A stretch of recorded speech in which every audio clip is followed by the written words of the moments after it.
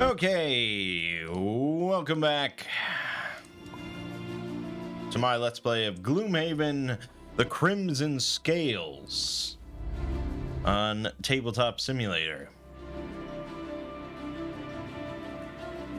We're going to be continuing on to Scenario 20.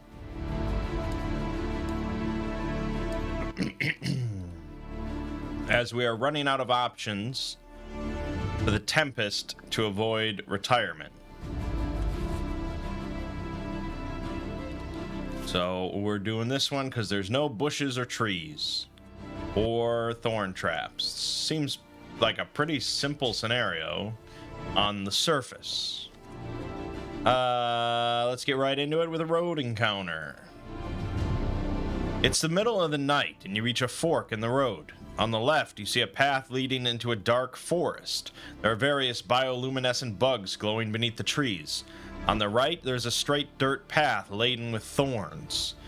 Well, let's go through the forest. You head into the forest and find that the bioluminescent bugs provide you with a clean, bright light that illuminates the path before you. You take advantage of the light and stride through the path, avoiding several large beehives on the way. Gain 6 XP each, and it goes back in the deck, so whenever it comes up again, you know what to do. Yeah, I mean, those kind of encounters, like, it's pretty clear.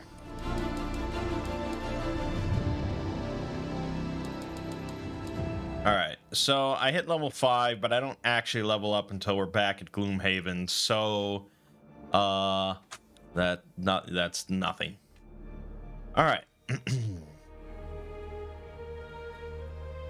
You take the Orb of Ember straight to Athan, knocking cautiously on the office door this time. Rather than his slightly grumpy call of enter, instead he sounds weary as he invites you in.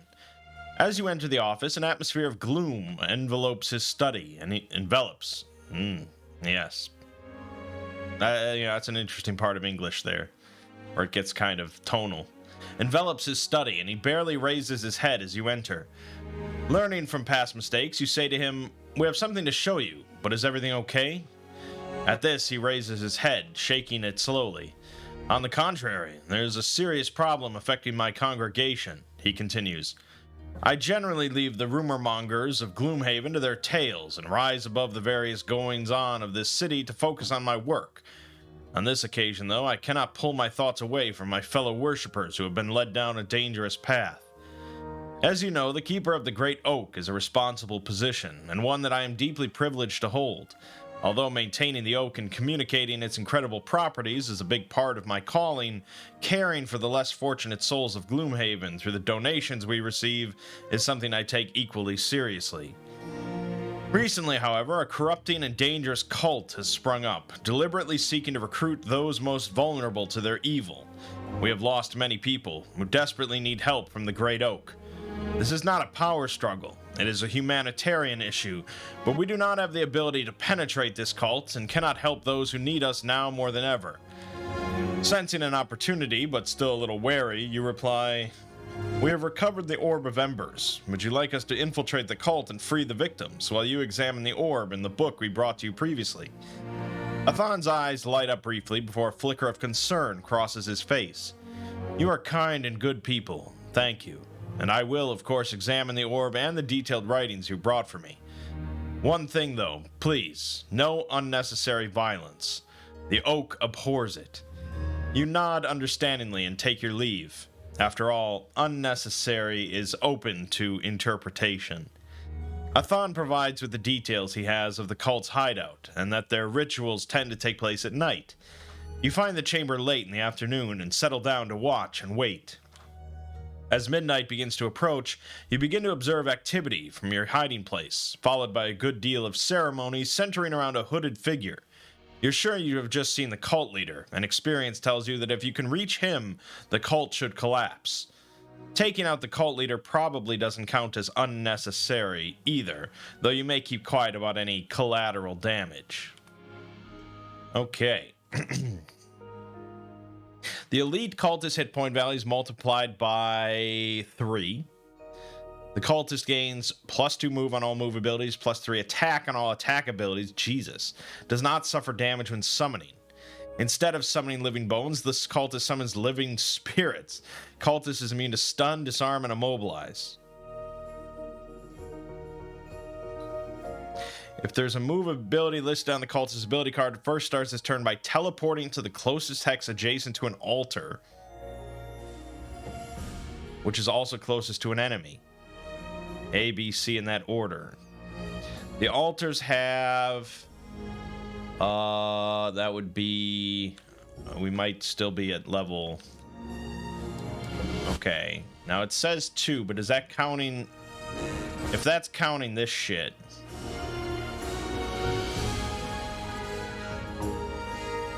I don't think the monsters were set up... Oh, maybe they were. Then maybe we're just... is what it is. Oh, yeah. Because one of us hit 5. The spirit caller was 5, so it's regardless. Because that would be 4 plus 5 is 9, divided by 2 is 4.5, rounded up is 5.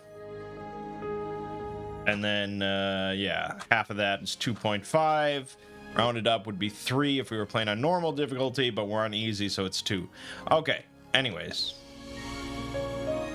So, 4 times 3 hit points is 12, and if an altar is destroyed, the cultist can no longer teleport near it and skips the teleport ability if it would otherwise teleport to the marked hex. When there is only one altar remaining, the cultist no longer teleports. The goal is to kill the cultist. Alright, and here's the situation as we see it. We have 3 deep terrors, 4 living spirits, and the fucking big boy cultist, who adds +3 attack. Yeah, so he has 5 attack, 4 move, and is going to be bouncing around the room. I don't think we can just burn him down. I don't think we have that kind of DPS.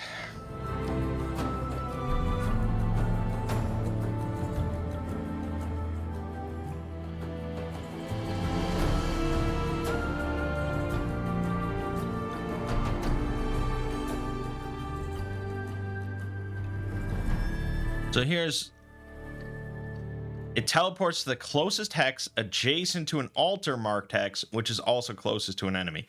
Okay, so he doesn't pick the altar based on where we are. He picks the hex next to that altar that's closest to us. So we can't just dump him in the corner each time. So that, yeah, he's just going to go A, B, C. So it's kind of like the final fight of Gloomhaven. We could bother to actually destroy the altars, but I don't know if it's worth it.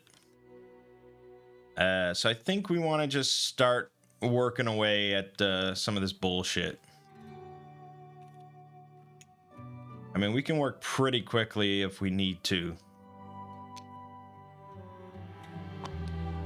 None of the rest of this stuff is elite or anything, so it's fine.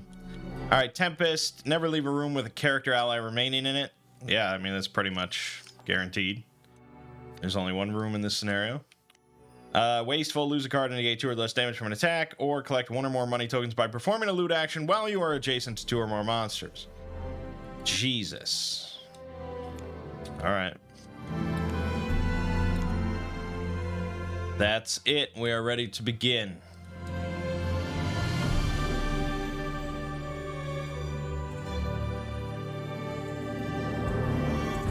Alright, I gotta play. I gotta play for the Tempest. We want to do Electromagnetic Pulse to do a damage to the living spirit down there. And we want to do Swift Strike to kill off this Deep Terror.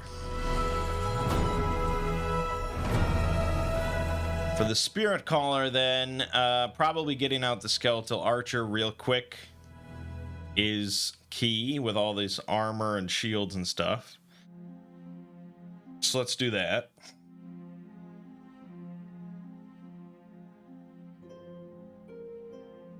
As for the bottom, I don't think it really matters. We probably just want to go relatively quickly.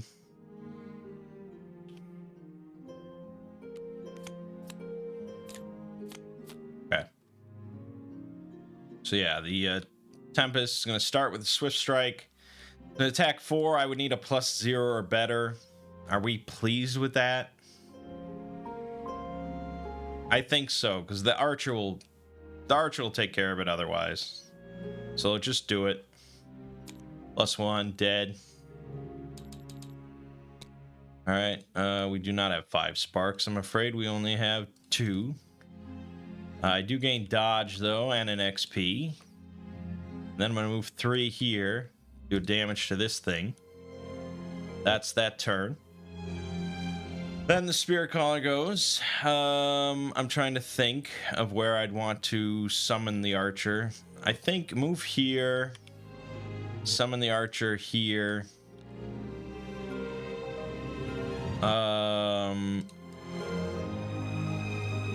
I could do the battle standard, but it would just get like 1 hit here, and I think we want to do better than that. So I'm just going to end my turn. Archer's going to move here. It's kind of shitty. Yeah, it's kind of shitty because he's going to have disadvantage. So it's an attack 1, pierce 1. So it's pretty unlikely he's actually going to kill this spirit, but here you go. Okay, so it's poison rolling into a +1 or -1. Well, there you have it. This other one is +0, so that's also nothing. Great big turn, huh? Alright, so living spirits, starting with this one. He's going to back up. He's going to shoot the Tempest for a 2. Do I bother to dodge this? I'd have to discard a card. Yeah, because I'm going to get hit 2 more times. Oh man, that Deep Terror is going to suck ass. Mobilize. God damn it. Alright, yeah, we'll dodge. So I gain a spark. And I'll get rid of energy siphon.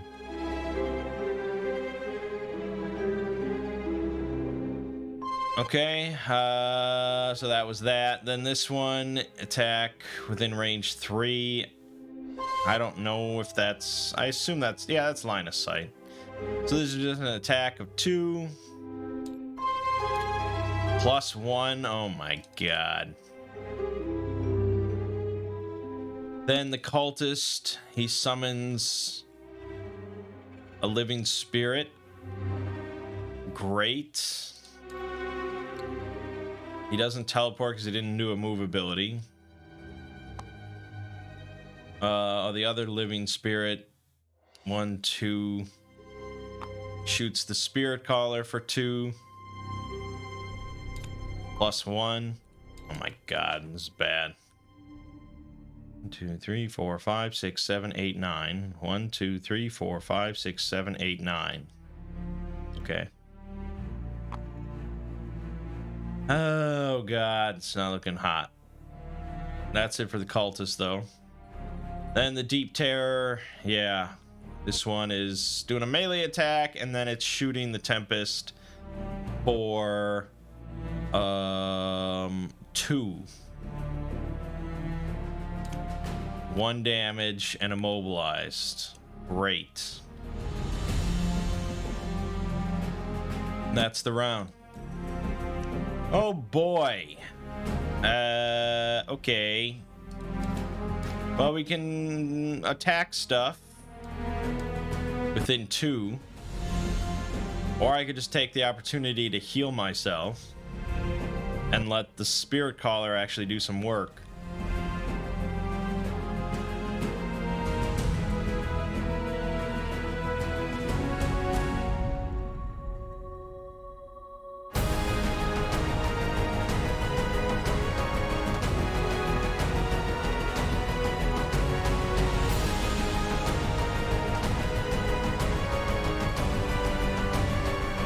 No, I think I could kill this spirit, so I'm gonna do that.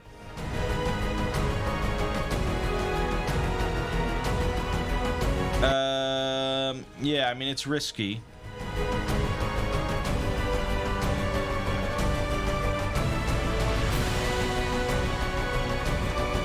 I'll have to spend 3 sparks to make that work. Okay, over here we want to do Soul Harvest. Because that will remove a this music's too loud for me. Hold on. It's a little too epic. So this will remove a damage token from our archer and give us advantage on all attacks. So that's good. As for the bottom, I don't know. I mean, I could place a damage token on it then. And then it would... I mean, we could really go ham with the archer, I guess. Maybe that's the best bet. With the battle standard and all that, could be good. Alright, Spirit Caller goes first. So we're activating Top of Soul Harvest. That removes the damage, gives him advantage on all attacks this round. Then I'm going to place a damage token on him to buff his attack by +2. So this is 3 attack. Oh no, with the battle standard, it's a 4 attack with advantage on these 2. Pierce 1. So start with the Living Spirit. Poison roll. Okay, so that's a 0. That's enough. Dead. That will be another token. And then this Deep Terror. That's a +0, so that's 4, and you are dead. Nicey nice. This dies, unfortunately, and we still have 2 living spirits hammering away this turn. Okay. Fucking muddle. Oh my god. Alright. So this one is going to be shooting the Tempest with an attack of 1 that muddles. +1. Are you shitting me? God damn. What is up with their deck today? And then the other one is shooting for 1 at the Spirit Caller. God, okay, good. But, okay, we're going to have to spend our turn next time healing the Tempest, because this is going to be bad. Other ones, you move 2, you move 2. That's it. Tempest is going to be spending 3 sparks total. So I'm giving myself dodge. I'm also getting an XP. I have +1 attack, advantage, and ignore retaliate. So that nullifies the muddle. And then I'm targeting an enemy within 2 X's with an attack 4, pierce 2. Normal. Okay, so that's a 3 attack, yeah, it's dead. Okay, lose this, lose this. Alright, the Cultist is going to be teleporting here. So it says, if there's a movability listed, it starts its turn by teleporting to the closest... Okay. So now it still gets its turn, which is a move 4, attack 5. Whew. Yeah, he moved up on there. And then the Deep Terror does nothing. Okay. End round.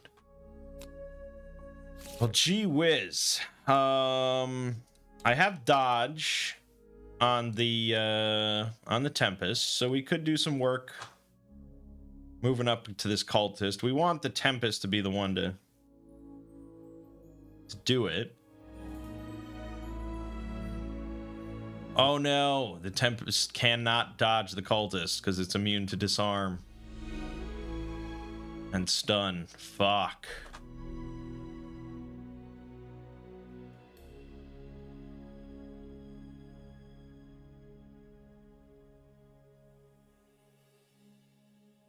Do we keep evading the Cultist until I've killed off all the spirits, or do we just start working over the Cultist?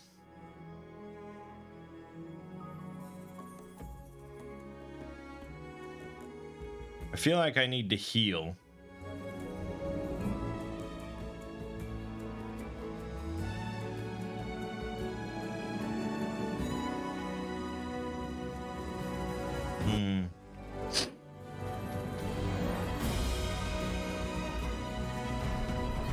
It's gonna be messy, man. It's gonna be real fucking messy.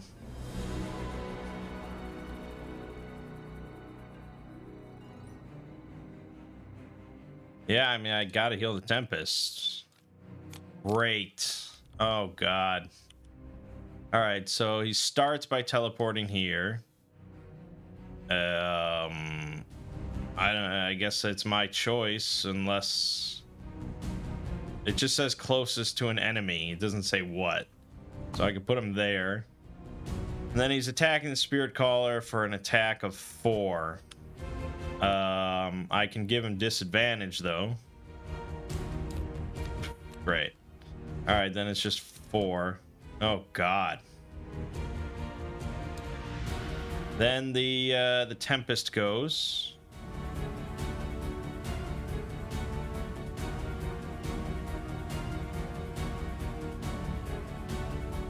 Man, I did that. I can't even spend a spark.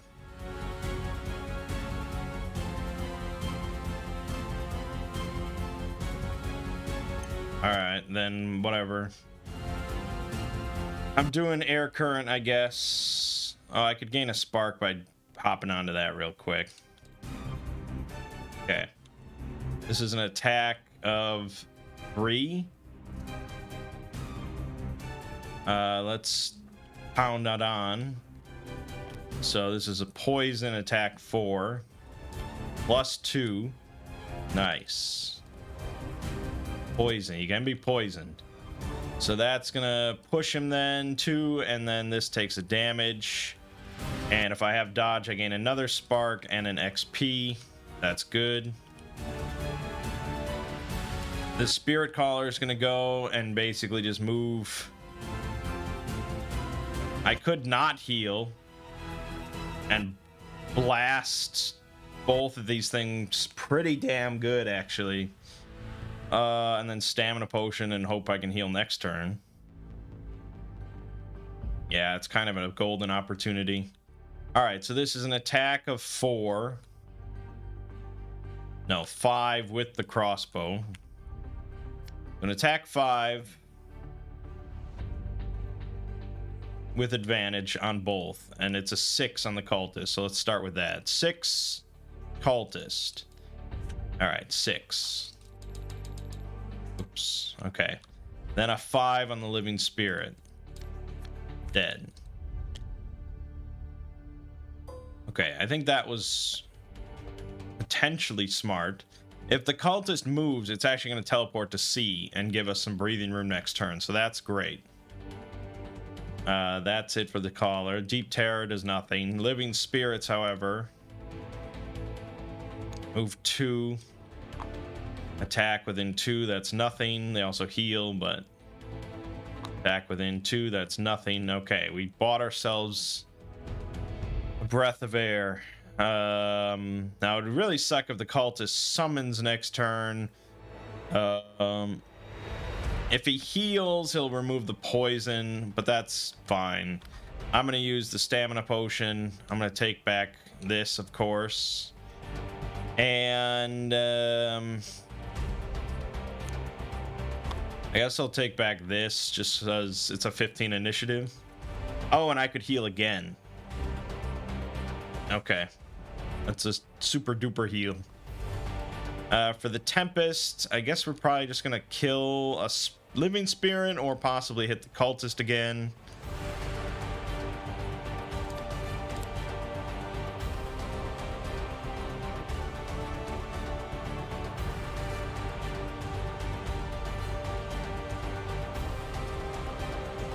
Do I want to go on 8? Do I want to go that fast? Maybe. I guess.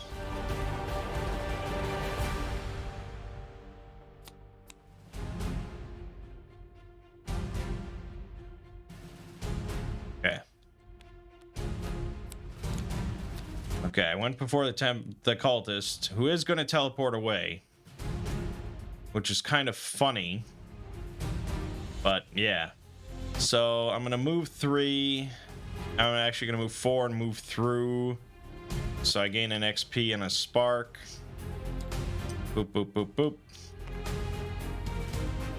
I wish they were closer and I could spear him, but yeah. All right, and then it's an attack of 5 against the cultist, which I can make an attack 6.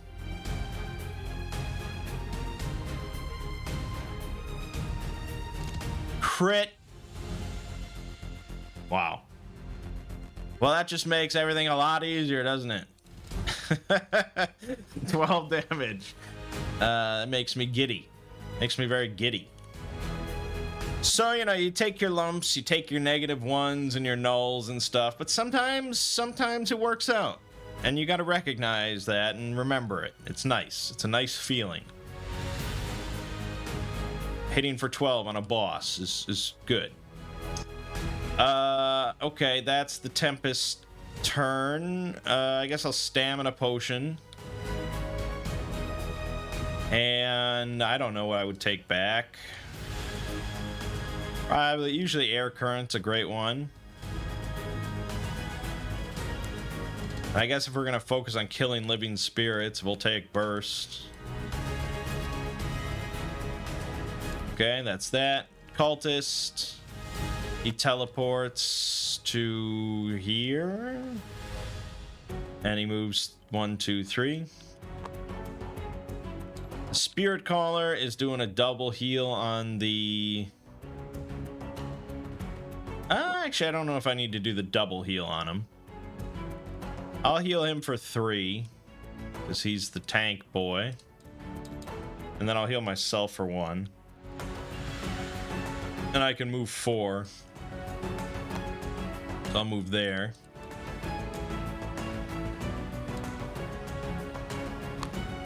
Deep Terror can be ignored. Living Spirit. So starting with number 4, he's going to move 2. Shoot within 3. So this is shooting the Tempest for a 3 attack, which I will dodge. I don't think I have anything special for the dodge, so I just gain a spark.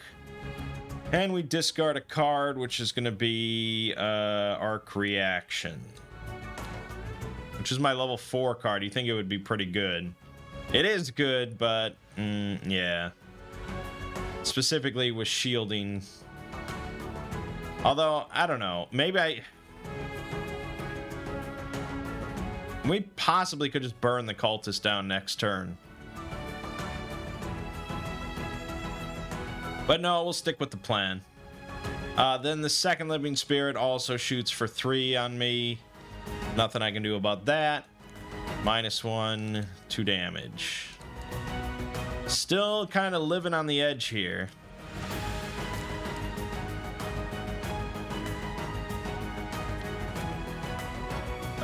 For us, probably want to get out a spirit of some kind.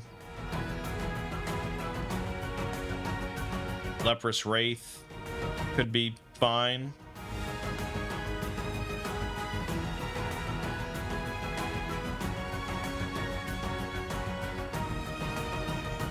It's not much.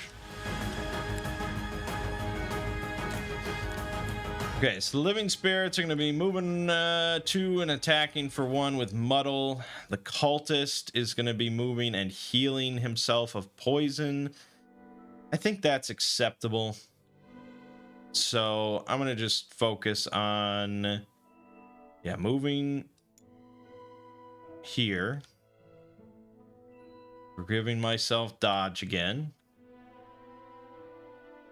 And then attacking 3, pierce 2 on this spirit. Dead.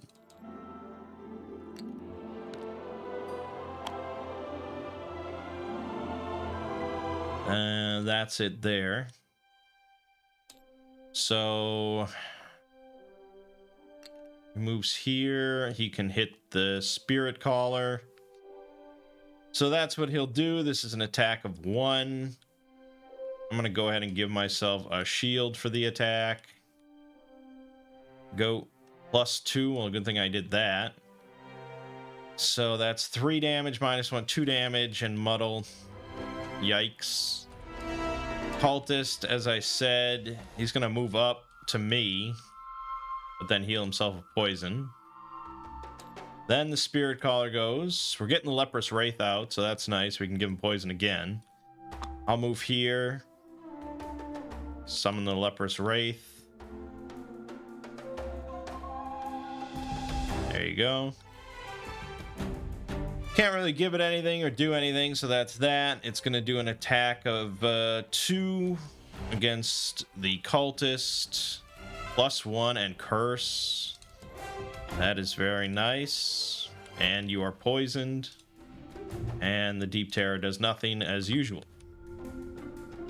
Alright, we should be able to burn the Cultist down this turn. Hopefully he goes late. Possibly summon something. That would be the best case. We are, of course, going to have to short rest on the Tempest. Losing channeled energy, I think that's perfectly fine. Over here... No, I mean, there's a better turn if I short rest. Not if I lose Spirit Barrage. Actually, yes. Well, Spirit Barrage would be pretty good, but there's other plays. Soul Harvest with the K9 is the dream team. Yeah, this is 1 health. Here we'll want to go pretty damn fast.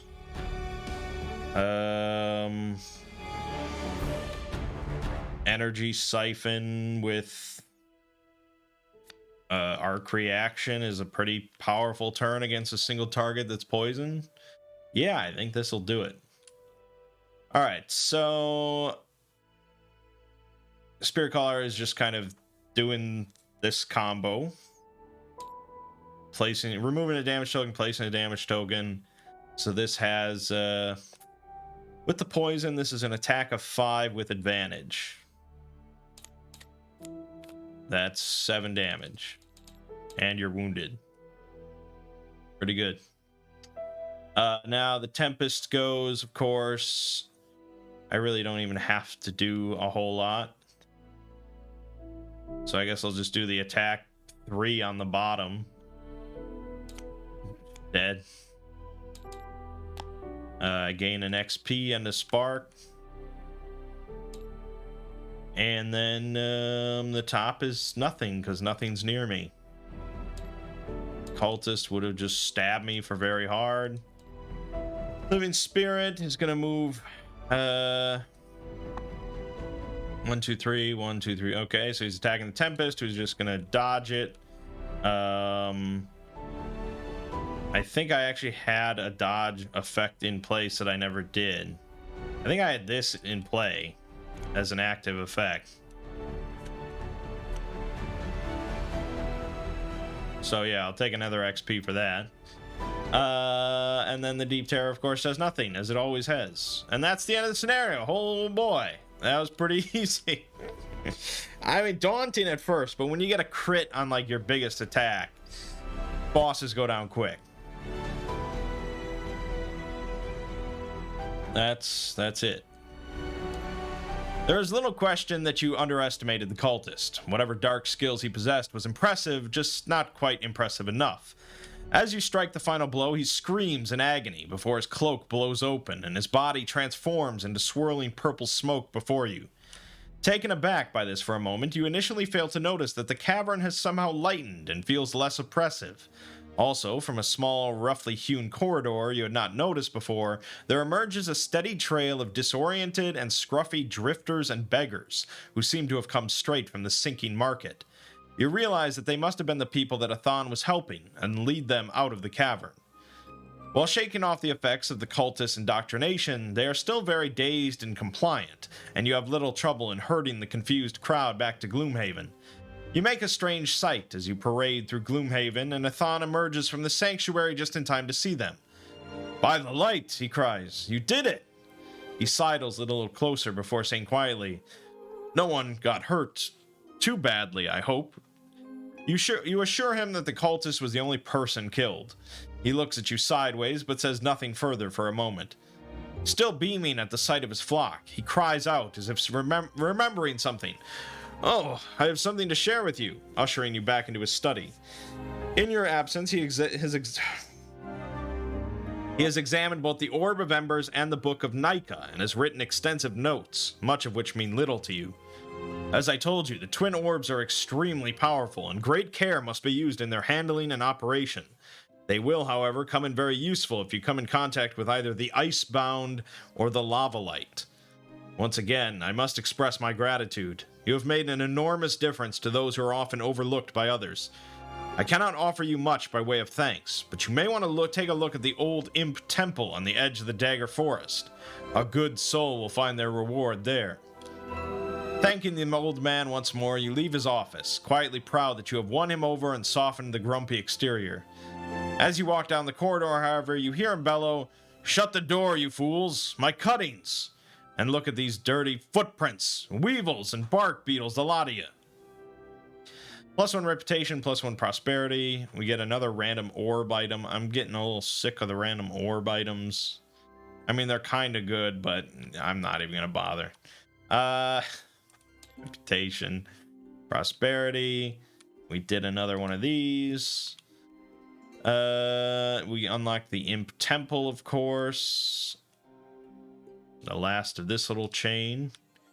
And we won the scenario.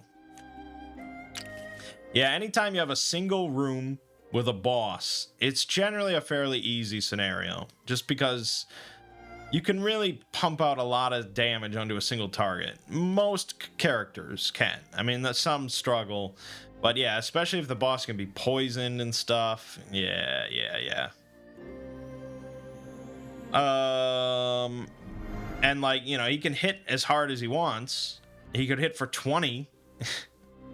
But you can still just burn cards. So, you know, it's, yeah. Okay, so the Tempest is now leveled up to 5. Oh, wait, battle goals. We didn't do Wasteful, I know that. So I probably could have, actually. Sociable. For a perk.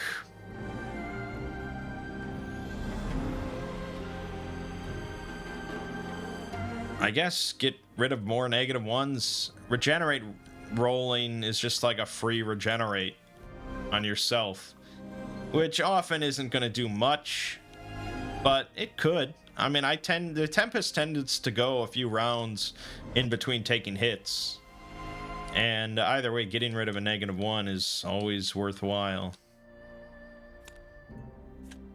All right, that was that. 10 health.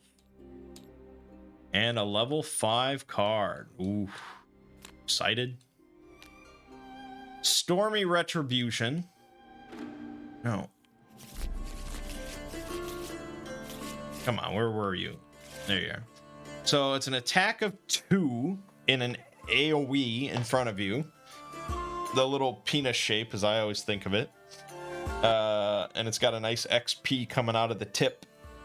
So it's an attack 2 that could hit multiple targets, which is something that we have not had before. Generates a light or an air. You can consume a light and a spark to add +1 attack. Consume 2 sparks to add +1 attack. And then you can consume air and a spark to put dodge on yourself. Wow. The latest initiative card we would have. And then the bottom is dodge self. And whenever you dodge an attack, the attacker suffers 3 damage. As a loss persistent.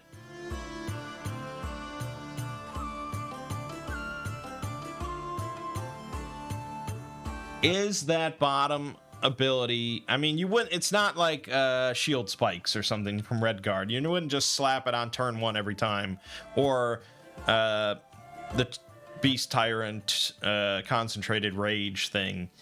I don't think you'd slap this on at the start of every scenario and just be happy with yourself, even though that is a turn 1 dodge and you're just there. But no, I think that would kind of depend on the enemy types. Like a whole bunch of living spirits, yeah, I mean, it's pretty good. But we only have so many ways to generate dodge. Because I haven't gotten these +1 dodge self cards, which would be pretty nice. So, I don't know. The bottom's questionable. sometimes good. The top, yeah, having the AoE is nice, but less nice on 2 characters where we have less enemies clumped up. I mean, we almost never have enemies clumped up in 3s like that. And then that's assuming that I'd have at least 2 enemies like that, and I wouldn't be able to just use the spear. And yeah, I just don't know. Spark Conduit, however, attack 3, range 3, generate a light or an air. Spend a spark to add +1 attack, spend a spark to add 2 range, spend a spark and a light to target 2, spend 2 sparks to add wound. And the bottom, gain 2 sparks, and at the beginning of each of your turns, gain 1 spark. So that's,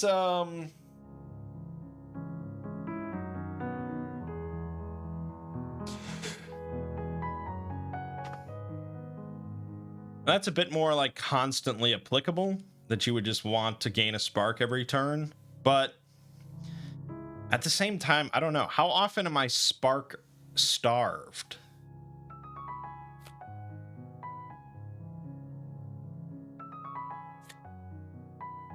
I do think Spark Conduit is more interesting to me. Just to have a nice ranged attack that could be a range 5, and we could enhance it to be like an attack 4. But I'm not blown away by either of these cards. I'll say that. And we're gonna retire soon anyways. I guess I'd probably ditch...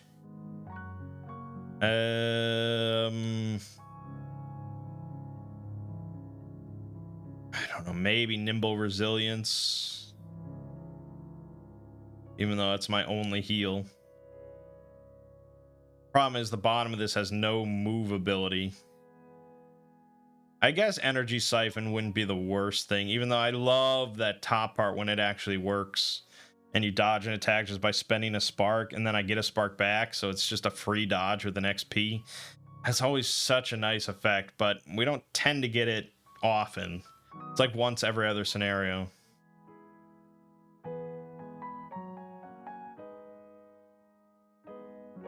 And I did enhance the bottom, although that was really just for whatever. I guess I do have a lot of move cards. I don't know, man.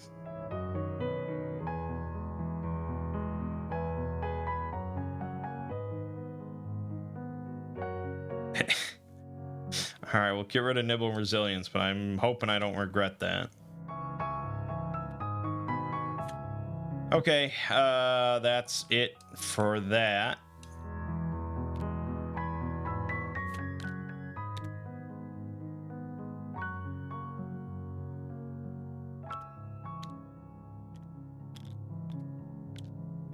Yeah. Blah, blah, blah, blah, blah. That's pretty much everything. So I think we can delete this map.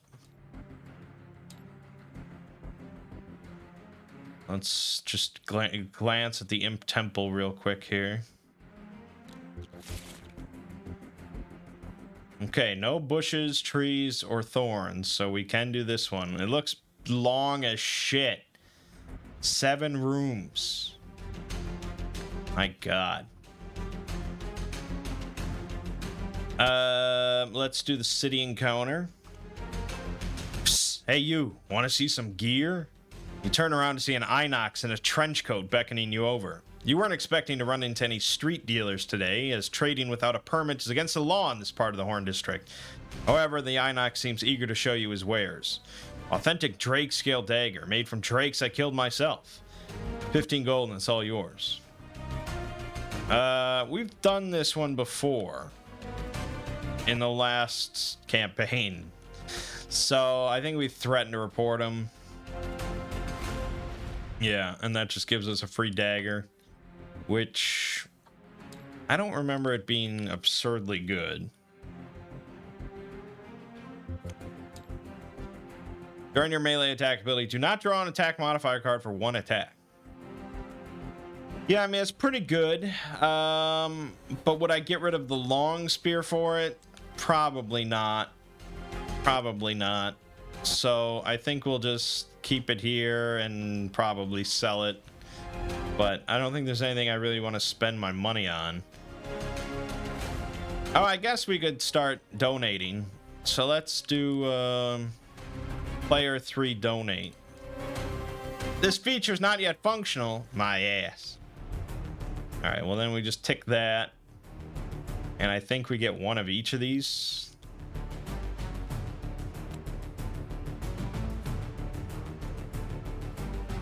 If I remember how it works. And we deduct 10 gold. I could donate on the Spirit Caller as well. But she might actually want her money, so I don't know. Yeah, I think we're just gonna do this scenario. Because this is kind of a short video otherwise. Let's do a road event. You're carefully walking along a forest path and you see a set of traps up ahead. They appear to have been marked for animals, but wildlife in these parts are scarce, and someone could easily break their foot by accidentally stepping in one of the traps. Let's attempt to dismantle them. You begin to dismantle each trap carefully closing them while being mindful of your grip. As the last trap shuts closed, you realize one of these traps could be useful in your journey forward. Gain an iron snare. I've been having some pretty good luck with these events, man. We haven't had a bad one in a while. During your turn, place one immobilized trap in an empty hex within range 3. Hold on. How many? We're at level 5, so that's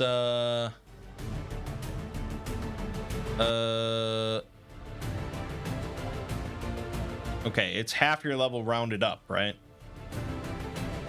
So that's we should have 3 slots now. So, well, actually, I'll give it to him, I guess. I'll give it to the Tempest because we can grab this healing potion. Yeah, it's a lot of small items with the Cloak of Pockets involved. Okay, good. Done. All right, Imp Temple. Following Athon Traden's information on the Imp Temple, you head towards the Dagger Forest, albeit a little dubiously, as imps do not strike you as the religious type. As you approach the clearing in which the temple is set, however, you begin to understand. Wherever this temple was built, it was truly spectacular. However, this was clearly long in the past, and the forest is quickly reclaiming it. Creepers and vines snake up the walls, the roof is partially collapsed, and there are holes where you assume once precious decorations have been looted. Stepping into the temple, you realize that the forest has reclaimed the inside, too. The temple has obviously gotten its name from its new occupants, who have fully colonized the old temple. You see imps of various descriptions, and also the odd harrower. Someone has also been using this as a hiding place for their ill-gotten gains. There are piles of gold, trinkets, and fine clothes dotted around. Admiring the treasure, you fail to notice just how close to collapse the temple is. The walls loom at slightly alarming angles, and much of the floor is covered in fallen masonry. Suddenly, with an enormous noise, a huge beam crashes into the middle of the floor you're standing in, sending up great clouds of dust. You stagger back, thoroughly disoriented as the imps move in to defend their home. See, now that's good. That gives a reason as to why we would start muddled. See, you need to do stuff like that. Otherwise, it's just all bullshit. Alright, so this starts muddled. 2 sparks. Oh boy, we have 2 forest imps, 2 black imps, and a harrower infester. And the Tempest starts muddled. That's not ideal. Yeah, we want to get the archer out right away to pick off these forest imps. Perform 2 light. No, that's not going to happen. Plunder or loot a treasure overlay tile. That could happen. Feral, have the most cards in your lost pile at the end of the scenario, or never allow your current hit point value to drop below half your max hit point value. I feel like it's going to drop below half turn 1, so let's just do that. Alright, so even though I'm muddled, I probably still want to just try for something good. So let's go with yeah, move 3 and dodge, and then for a nice beef-tacular attack, I guess Swift Strike. And then here we want to get the archer out quickly.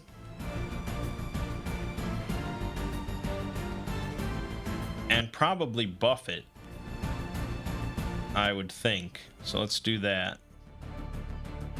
Where's the skeletal archer? Oh, you were here. You were here all along. Perfect. All right, so I'm moving 3 right up to here. I gain dodge. Good, good. And then I definitely think we're going to be doing this. We may as well toss poison onto somebody. We're using the spear. Yeah, it's really a bummer to be muddled. I'm not going to lie to you. I'm not going to lie to you at all. But let's go ahead and make this guy the attack 5, and this will be the poison. Because I'm not going to kill the infestor. Alright, starting with the imp. Attack 5, muddle. Oh, regen into -1. I do think -1 overall is the worst option. So that's a 4. And I gain regen, which doesn't really... That won't apply really at all. That's that. Oh, wait, no. It's the Harrow Infestor, attack 4. Yeah, that's a null. Great. Yeah, that muddle really fucked me. That would have been an awesome turn otherwise. All right, the Spirit Caller is going to be summoning the Archer. Come on. I'm going to give it the attack buff, and I think we're going to go ahead and use the battle standard right here. So this is an attack 4. I'm going to try and kill off this imp and shoot this imp. So starting with the weakened one, attack 4. Dead. Second one, dead. Good.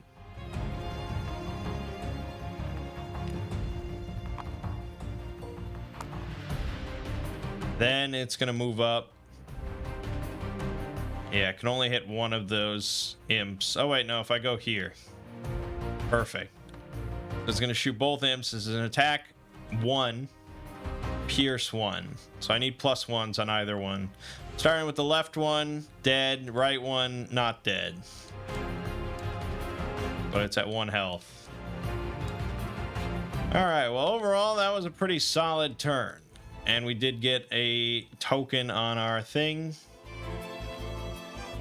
which brings us up to 9 out of 12. Not too shabby.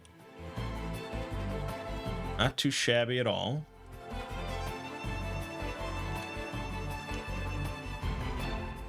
That's it for us. The imps are done. The Harrow Infestor is attacking. It's a melee attack, so it can't hit us both. So it's just going to go up here. This is an attack of 1. I guess I may as well dodge. So I gain an XP, we generate light, and I get to move 2. Also, I get a spark. Discarding a card.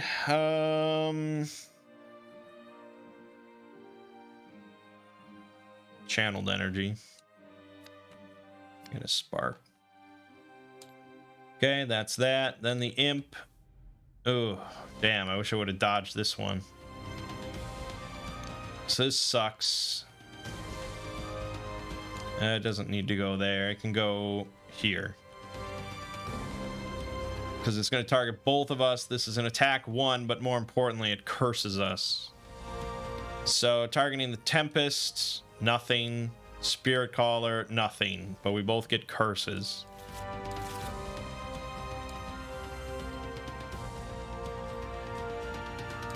Okay, done.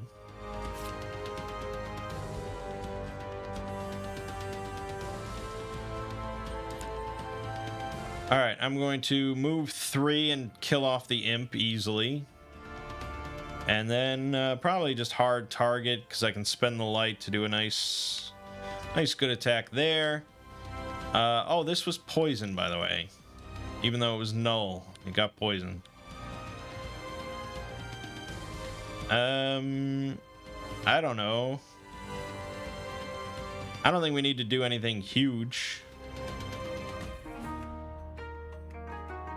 So I guess I'll just do one of these. One of these. Oh, so the goal, by the way, was to kill 8 imps. Infester. Come on. An attack of 4 that immobilizes. It's not a damn thing I can do about that, man. Fuck. +1, come on. Ugh. That sucks so much. Okay, then the Tempest is just going to be doing it's gonna just do 1 damage. And then it's attacking for 5. Would have been so much better. Oh, it's a 6. 6 attack. Crit. Bless ally. Is that what? Oh, you bless an ally. Any ally? Okay. Sure. Well, you're definitely dead for daring to touch me. Mobilize goes away. Spirit Caller. Yeah, I think we're just nuking this thing. So this is an attack of 4. Dead. Okay, and then I can move 3 onto this. End round.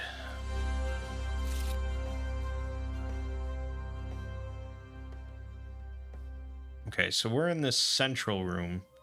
Okay, well, door number 1 looks like the most innocuous, so I guess we'll go in there. But I do want to heal, because healing is good and good for you.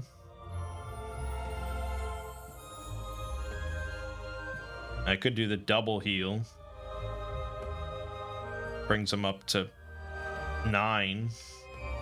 Because the Tempest has no way of healing herself. So, yes. And then on this side, I guess I'm going to do a move 4. 2, 3, 4. I could do air. No. Or we can do a spark conduit for a nice ranged attack.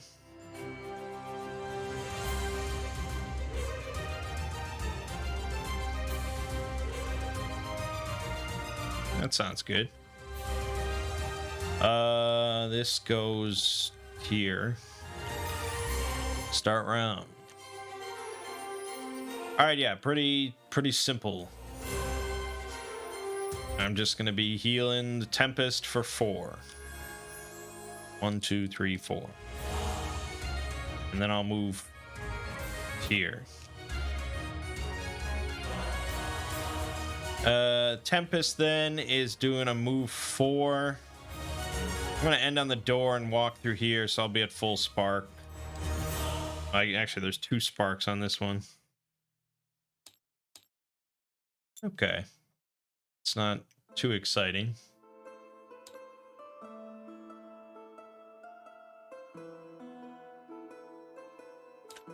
Did I not delete the other?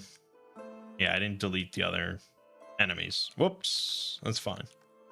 All right, so this is going to be, let's say, an attack 4. I could spend more sparks to wound it, but that's probably not worth it. Also, I generate a light. Attack 4.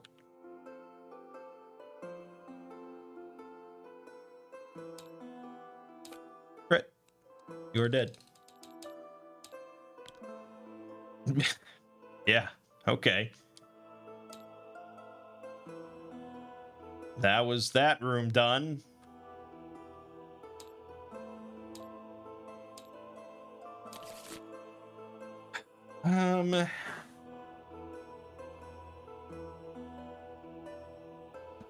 Now we could go over to the left side. We've killed a total of 4 imps so far.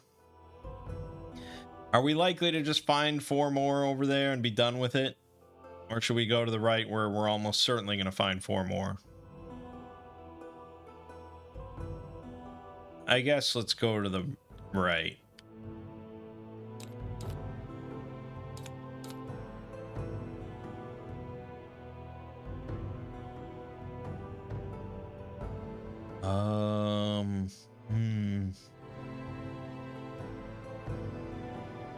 Am I likely to actually get in an attack this turn?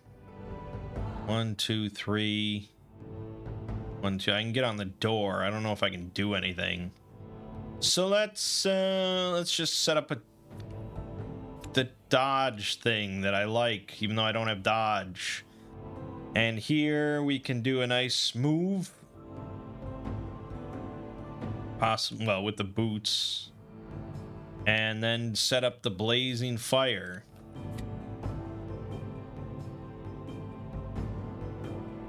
I didn't really want the Tempest to go first, but sure. So I'm gonna get an XP because I'm moving 1, 2, 3, 1, 2. Ugh. That room seemed way bigger on the map. Shit. That's pretty bad.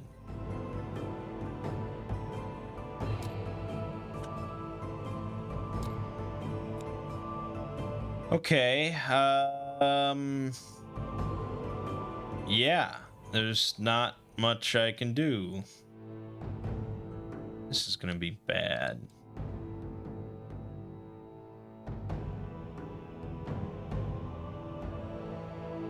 Okay, yeah, just set this up. Then the Harrow Infestor is moving 1, attacking for 1. No? Great. It's really the stuff I want to see nulled. Then these are both shooting me, so this is an attack of 2 with poison. 1 and poisoned. And then the other one is shooting for 2. Plus 1. God damn.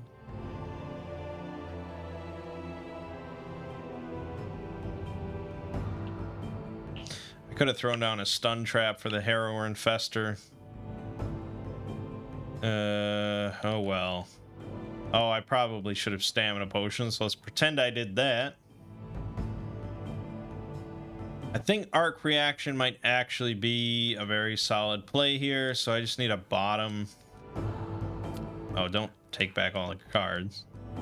I need a bottom that'll give me dodge, which is of course air current. And then I get back another card that doesn't really matter.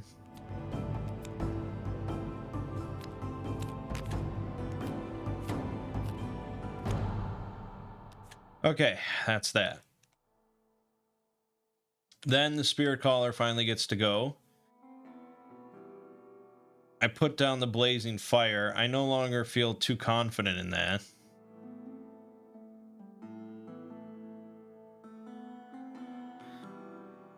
So I think I just need to get in there to try and soak up some hits. So I have a move of 4. 1, 2, 3, 4. And I'm just going to do an attack 3 against this thing. And I guess I'll give myself advantage, because maybe I'll roll a crit and that would be nice. Okay, poison into -1 or a 0. Again, the 0 is better. Not very exciting. End round.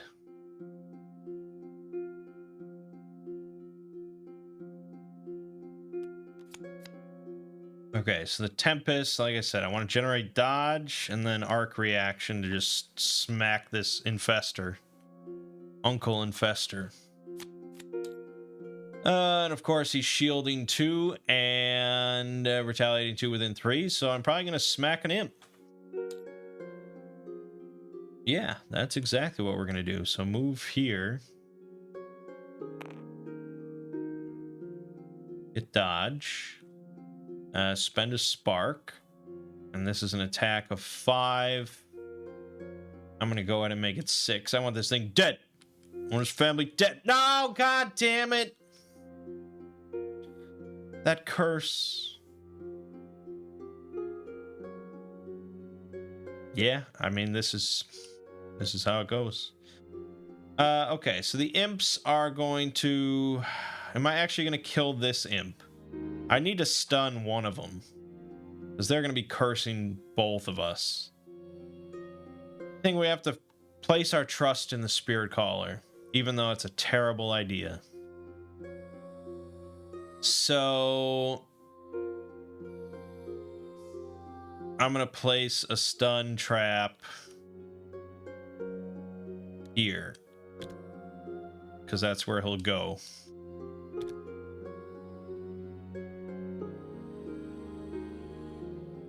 Yep, that's where he'll go.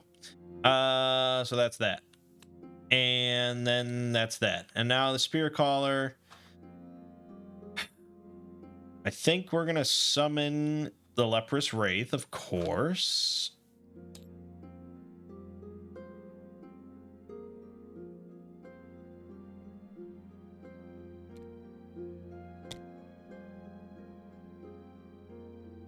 And then I think I'm actually going to summon the One-Eyed Terror. It's pretty shitty, because I'm only going to hit one thing. There's nowhere I can position it to hit 2 things in a line. But I really want this Elite Imp dead before it does all this nastiness. Even though, you know, the Tempest will dodge the attack, but still, I think it's worth doing. And I'm doing it. I could put it here to get not disadvantage. But remember, when it dies, it wounds all the adjacent enemies, and I think the wound could be pretty useful for us. So I get 2 XP for that, and we make it dark. All right, let's start with the Leprous Wraith attacking here. This is an attack of 2. Crit. Okay, perhaps we did not need to go through with all this. Well, he wouldn't have died, so, you know.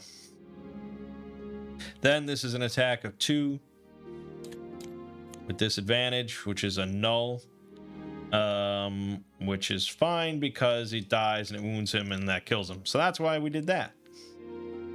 Okay, this goes here. This guy moves back, gets stunned.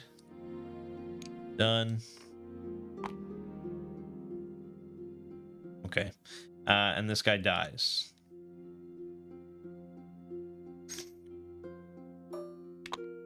Okay, that worked out. A little scary, but worked out.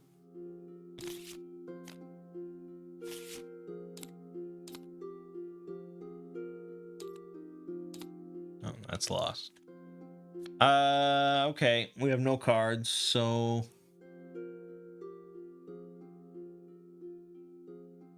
Short rests.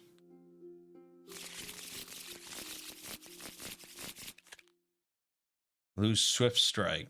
It's pretty shitty, but I don't want to take a damage, so yep.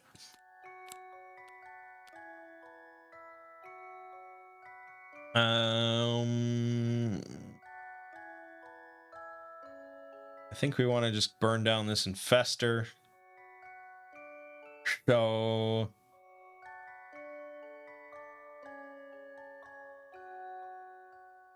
I don't know. Maybe just do Lightbender to do a nice attack 4.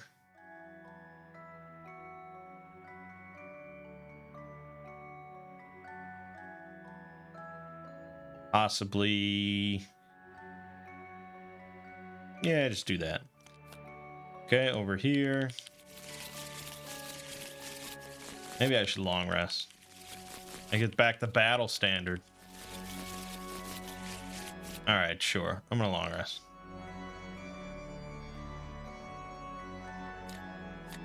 Okay, so Tempest. I'm just gonna be doing 1 damage here. And then I'm attacking for 4. +2 and Muddle, so that's 6. Muddle, I do take 2 in retaliation, which really sucks. The Harrow Infester then. It's going to target both of us with Muddle. So, or no. Yeah, it's going to attack with Muddle. So this is... I'm going to dodge this because that's just for free and I gain an XP. Why wouldn't I? Then for the Spirit Caller, that's an attack of 3. Muddled. Okay, good. Why does he have a -1 in his deck? I think I never took that out.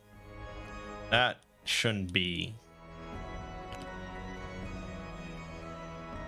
I think he still has another one in there as well.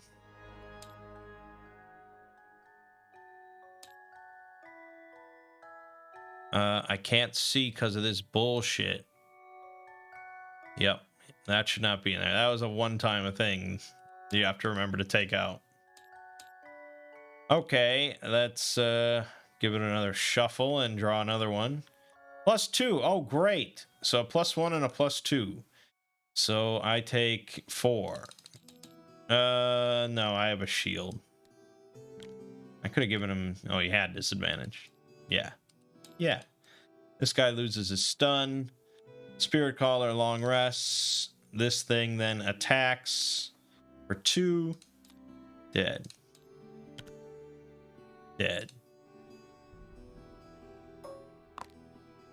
Okay, that's that. Get this back, get this back. The long rest would take place before I lost the Wraith. That means the Wraith sits in our discard pile. And I will burn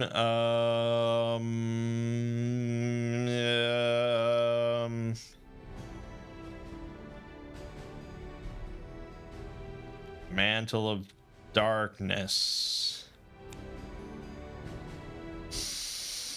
Yeah.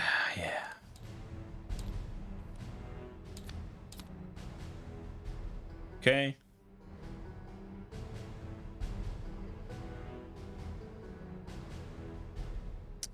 I don't know. Yeah, I guess I want to generate dodge, and I lost Swift Strike. So that generally points to Air Current then.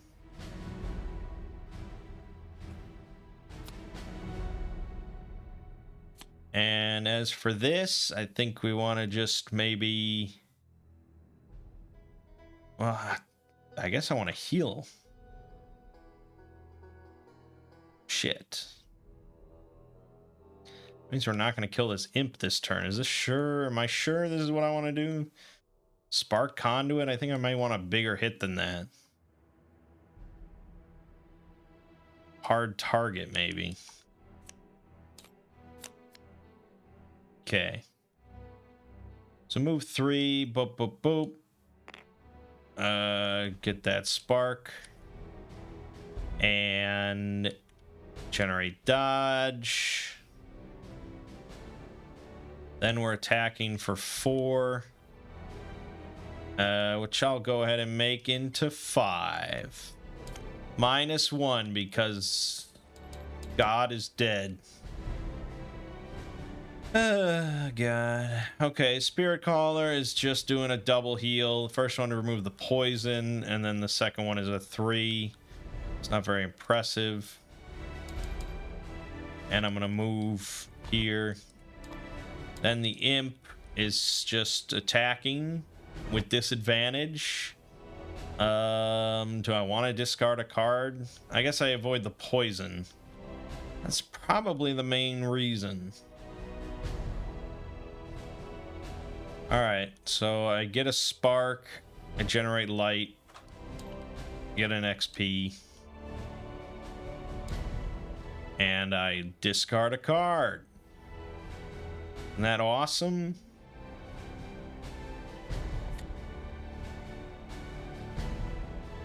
Yeah. I can move 2, but I don't want to open the door right now. That seems like a terrible idea. And I'm going to use a stamina potion. I'm going to take back both of those. We want more heals. Discard. Okay, so we're just going to do that exact same play and heal him to full. And here we're just going to do a voltaic burst. Do some of that stuff. Imp's going first, shielding 5 and healing himself for 1. Isn't that awesome?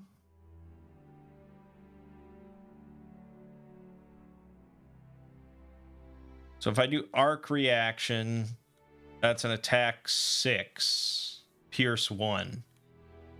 So I would need +0 or better on that.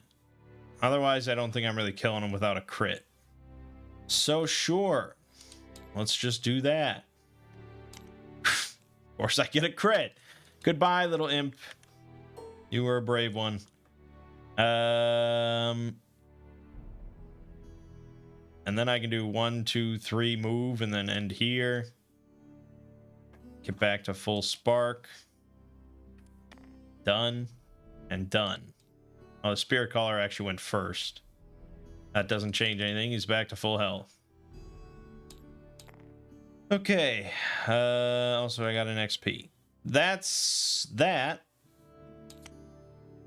Spirit Caller could have moved 4, so I guess we'll get up to this door.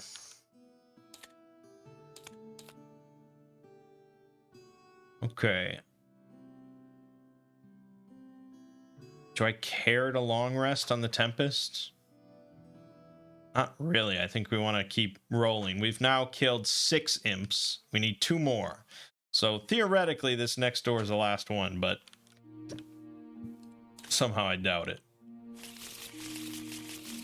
We lose Lightbender. Well, we shouldn't need copious amounts of movement.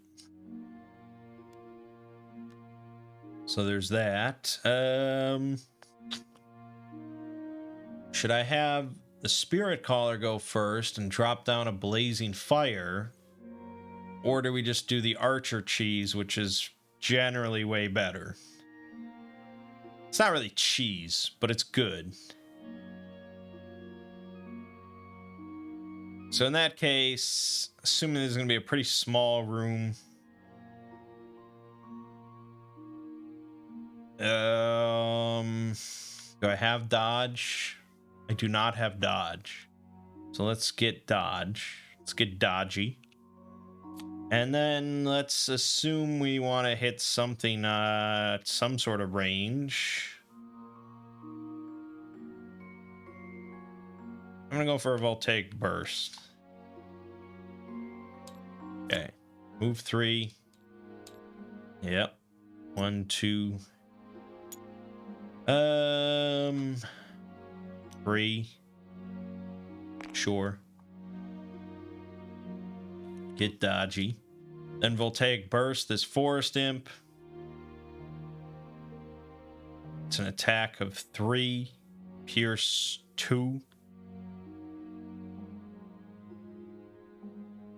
Lag.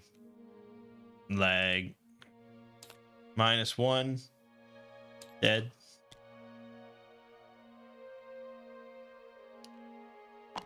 Done. We got another black imp. This is the last room. It's kind of nice. He's going to strengthen. He's going to muddle us. That's what's going to happen. Then Spirit Caller is going to be dropping the...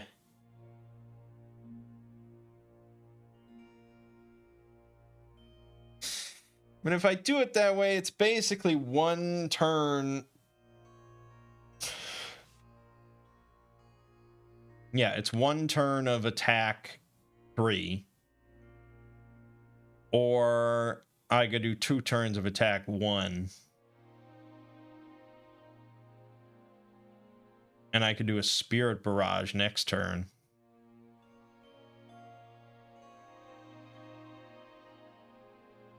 Or a Refined Slug Crossbow with confidence. Well, yeah. So that would be an attack of 5 with advantage. No, 6 with advantage. That's pretty juicy. Let's just do it that way. So I'm going to move. No, I'm not even going to move. So I'm just summoning the archer.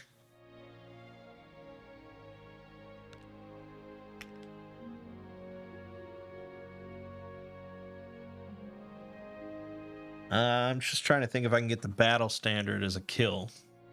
Possibly. He's at like 1 health.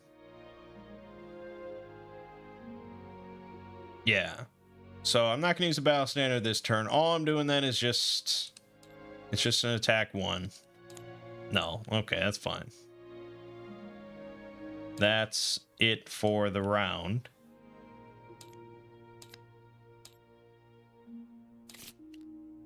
So mostly, I guess, Tempest just wants to jump on this chest, even though she's only going to have 1 more scenario after this, so I don't know how much she cares about treasure.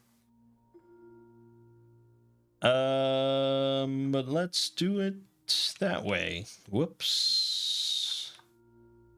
Not hard target. Yeah, okay, that's fine. And we're going to be doing... Sure. Done and go. Perfect. So I'm going to go 1, 2, 1, 2, 3. I'm losing this card and spending a spark. And this is going to do 1 damage to it, add stun and wound.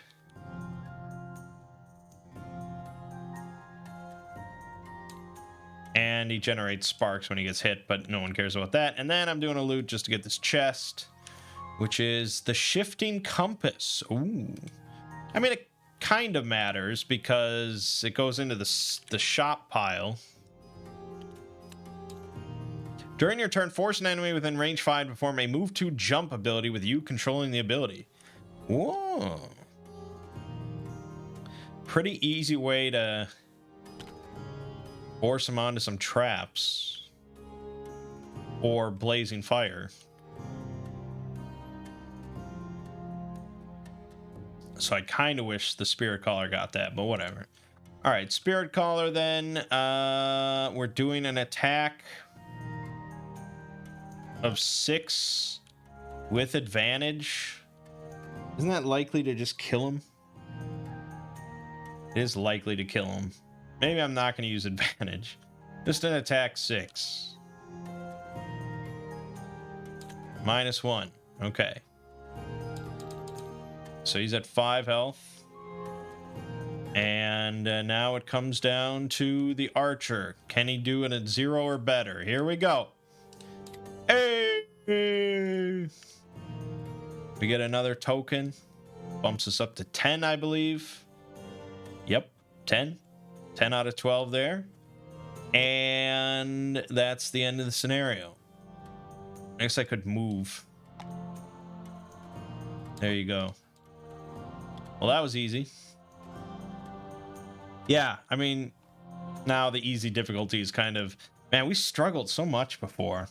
But I guess, yeah, easy's always been kind of easy. Normal's just... it's just too much for me, man. I can't handle it. I didn't read any doors. Perhaps I should have. What are the odds they actually said anything? Nothing. Just nothing. Yeah, okay. So we're reading 23B. Having grabbed as much of the treasure as you can, you decide to escape before the whole temple comes crashing down around you. Counting your loot, you say a silent prayer of thanks to Athan and decide to make a large donation to the Great Oak the next time you're in town. Oh, we were supposed to just be grabbing as much money as possible? Oh, boy. Well, damn. Hindsight's really 2020. 2 XP for every money token looted. Jesus. Yeah, we did not get much, although the Spirit Caller did get an extra 10 XP. And you get plus 2 gold. Now, it's not going to tally that for us.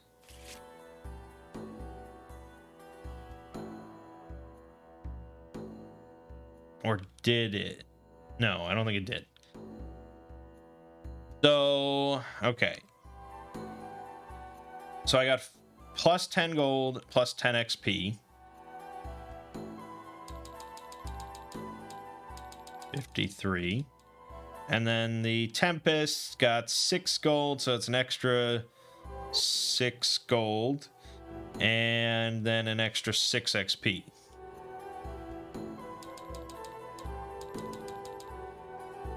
Okay. Yeah, that's fine. Battle goals. Spirit Caller did not loot a treasure overlay tile. I don't know what I was thinking. And have the most cards in your lost pile. Did I do that? Almost certainly. I burned this for... although I burned One-Eyed Terror, but I did short rest more over here. It really doesn't matter, because I'm never getting another perk before I retire. But there you go.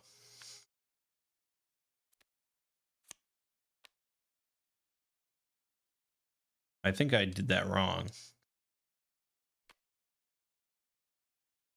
These are all rolling modifiers. This should be in here.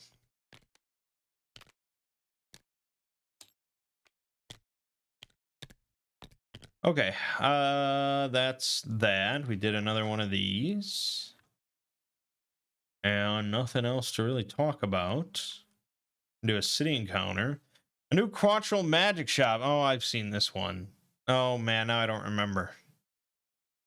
I guess the disappearing act, isn't that the invisibility? Yeah, one player may gain invisible during their turn. It's not bad. At any point, just free invisibility. It's pretty good. It's like a free invisibility cloak for this scenario. Okay. And I think that'll do it. So next time... yeah, we have to do either 21 or 19 or 45.